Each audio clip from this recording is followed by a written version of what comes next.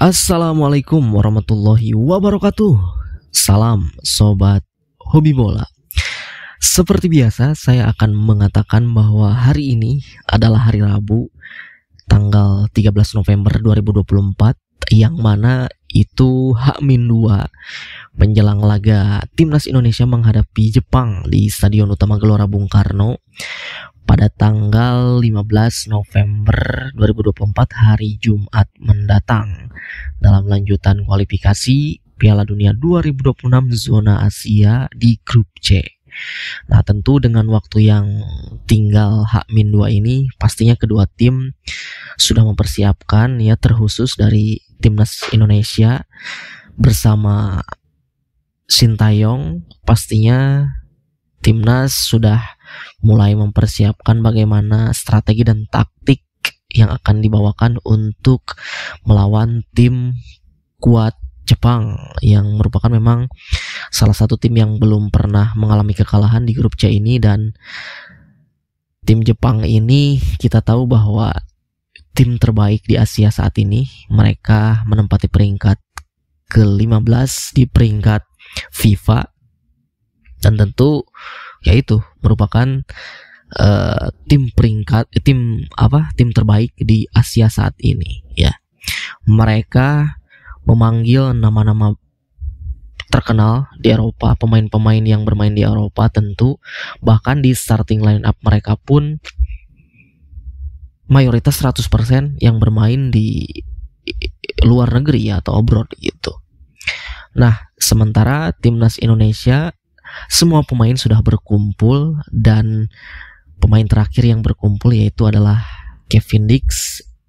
Kita tahu bahwa Kevin Dix ini adalah kepingan puzzle pemain diaspora yang dinantikan oleh Sintayong selama ini, dan kali ini telah bergabung bersama Timnas Indonesia. Dan ketika sampai di Indonesia, tepatnya pada siang ya kemarin, sampai di Jakarta, langsung disambut oleh Sintayong, oleh Martin Paes, oleh Calvin Verdong, dan juga Jai Irzes, yang memang kita tahu bahwa Kevin Dix ini pernah satu tim bersama Martin Paes ketika di Timnas Belanda kelompok umur ya. Begitupun juga dengan Calvin Verdong, pernah satu klub bersama di Feyenoord dulu. Jadi seharusnya mungkin ini dari secara koordinasi komunikasi, Kevin Dix sudah bisa berbaur dengan para pemain Timnas Indonesia, terutama dengan para pemain abroad, begitupun juga dengan para pemain lokal kita ya.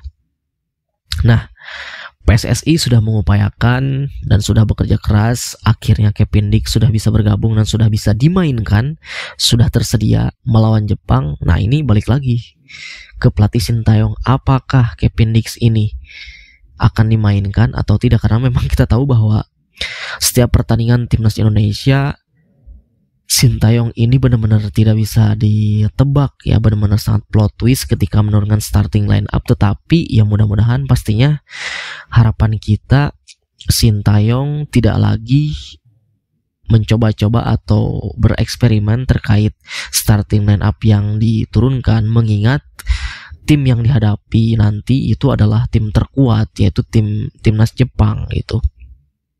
Memang mereka tidak diperkuat oleh striker utama mereka, Ayase Ueda, yang mengalami cedera, tetapi ya mereka juga, kedalaman skuad mereka sangat-sangat merata, sangat-sangat bagus. Bahkan bisa dibilang jika 11 pemain intinya diganti oleh 11 pemain cadangan pun itu masih sangat bagus gitu. Karena tim nasional Jepang ini, mereka Hajime Moriyasu hanya memanggil beberapa pemain di liga domestik mereka ya, di J-League. J-League pun juga itu kualitasnya sangat jauh jika dibandingkan dengan Liga 1 ya, Liga Indonesia, ataupun dengan seluruh pemain timnas Indonesia. Memang kita juga ada beberapa pemain yang bermain abroad, tetapi ya itu hanya ada beberapa yang bermain di tier 1 ya, seperti Jai Irzes yang bermain di Eredivisie, Calvin Verdong, Tom Haib, itu pun juga dengan Kevin Dix gitu. Jadi mudah-mudahan Sintayong bisa menurunkan starting line up 11 pemain terbaiknya gitu. mungkin kita nggak usah bilang apakah STY berani menurunkan 11 pemain diaspora ya, tetapi minimal STY bisa menurunkan 11 pemain terbaiknya lah gitu. Jangan sampai bereksperimen lagi, apalagi ini melawan tim kuat Jepang. Tetapi ketika kemarin saat melakukan latihan di Stadion Madia, Sintayong ini ditanya oleh wartawan apakah Kevin Dix akan dimainkan. Tentu dia menjawab bahwa Kevin Dix 100% akan dimainkan ya. Ya mudah-mudahan Kevin Dix bisa bermain starter, dan pastinya bertanya-tanya nih Kevin Dix ini nanti akan dimainkan di posisi mana gitu, karena kita tahu bahwa Kevin Dix pemain yang sangat versatile, bisa bermain di posisi center back, di wing back kiri ataupun kanan.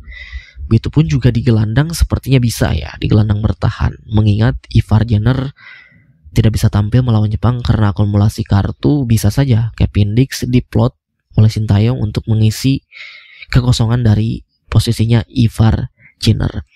Dan kemarin Kevin Dix sudah tiba di Jakarta siang dan sorenya langsung menggelar latihan, benar-benar sangat luar biasa ya. Tidak ada kata capek, kata lelah, tidak ada kata jet lag, langsung tiba di Indonesia dan sorenya langsung menggelar latihan. Mudah-mudahan kita doakan seluruh pemain timnas tidak ada yang cedera, tidak ada yang mengalami masalah, semuanya benar-benar fit 100% untuk menghadapi Jepang pada hari Jumat nanti ya.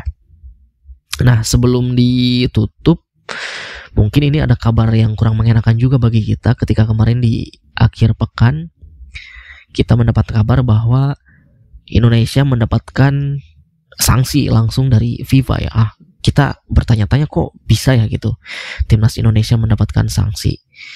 Bukan seharusnya yaitu Bahrain dan wasitnya yang memimpin ketika laga melawan Bahrain gitu, tetapi mereka tidak disanksi gitu. Sementara kita yang ya menurut kita fans Indonesia ini fine-fine aja, tetapi ternyata malah mendapatkan sanksi. Jadi Indonesia ini mendapatkan sanksi sebanyak 4 sanksi ini dari FIFA. Yang pertama yaitu ketika melawan Australia ya, di matchday kedua di kualifikasi Piala Dunia zonasi round 3. Ketika saat itu Indonesia memperlambat atau tidak sesuai jadwal. Jadi menggelar kick off tidak sesuai jadwal yang ditentukan ketika melawan Australia. Memang saat itu kita tahu bahwa pertandingan antara Indonesia sama Australia sangat-sangat mundur memang dari jadwal ya yang sudah ditentukan. Saat itu pukul 19.00, tetapi karena memang saat itu kondisi rumput GBK sedang kurang bagus, maka pelatih Sintayong melihat kondisi rumput tersebut.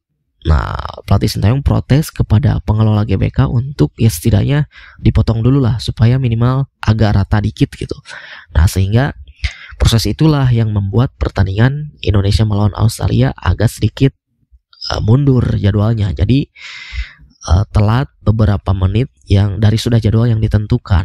Nah, itu membuat FIFA memberikan sanksi kepada Indonesia berupa sanksi teguran supaya di pertandingan-pertandingan selanjutnya ketika sudah ditentukan jadwalnya itu harus tepat waktu gitu. Lalu yang kedua ketika melawan Bahrain, di mana kita tahu manajer timnas kita Pak Sumarji mendapatkan sanksi larangan 1 kali mendampingi tim, itu 1 pertandingan. Jadi larangan 1 pertandingan mendampingi tim dan juga denda uang sebesar 89 juta ya kalau tidak salah. Alasannya adalah karena melakukan protes keras terhadap wasit dan perangkat pertandingan. Jadi memang ini sudah dikonfirmasi langsung oleh Pak Sumarji bahwa kenapa dia melakukan protes keras itu untuk melindungi Sintayong, karena takutnya Sintayong ini di kartu merah dan tidak bisa mendampingi tim ketika melawan Cina itu selanjutnya. Maka dari itu Pak Sumarji yang berdiri lebih terdepan untuk melakukan protes keras kepada wasit, sehingga yang disanksi adalah Pak Sumarji seperti itu. Nah, yang selanjutnya yang ketiga itu masih melawan Bahrain. Salah satu asisten dari Sintayong yang bertugas sebagai tim analis yaitu Kim Jong Jin ya. Dia juga sama halnya dengan Pak Sumarji melakukan protes keras sehingga dia mendapatkan sanksi larangan 4 kali mendampingi tim atau 4 pertandingan gitu ya. Begitupun juga denda uangnya sama seperti Pak Sumarji, sekitar 89 juta, yaitu tadi alasannya protes keras ya, karena memang kita tahu bahwa ketika melawan Bahrain itu di akhir pertandingan sangat chaos sekali. Beberapa pemain, asisten pelatih dan jajaran staf lainnya melakukan protes kepada wasit dan perangkat pertandingan karena memang ya banyak keputusan-keputusan yang merugikan kita gitu. Jadi Kim Jong Jin ini tidak bisa mendampingi Sintayong atau mendampingi tim selama 4 pertandingan, berarti ketika melawan Cina, lalu ketika melawan Jepang, Australia dan Bahrain mungkin ya nanti gitu. Saudi nanti bisa mendampingi lagi melawan Bahrain di Maret 2024. Nah, dan yang terakhir yaitu denda sebesar 178 juta rupiah ketika melawan Cina. Alasannya kenapa? Alasannya tim dari Indonesia telat masuk ke lapangan. Nah, ini lagi-lagi sama seperti halnya ketika melawan Australia. Saat itu telat menggelar kick off, kalau ini telat, para pemain telat masuk ke lapangan. Nah, jadi ini juga langsung ditanggapi oleh Exco PSSI Parya Sinulinga bahwa ini sudah keluar suratnya langsung dari FIFA, kita mendapatkan 4 sanksi dan ya kita harus terima dan kita harus patuhi sanksi itu.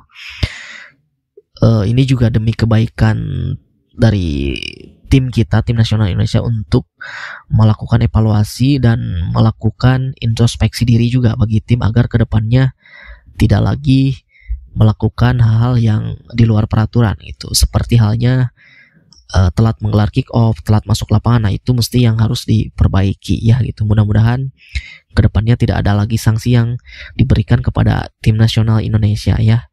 Itu saja dari saya, terima kasih, sampai jumpa lagi di video selanjutnya.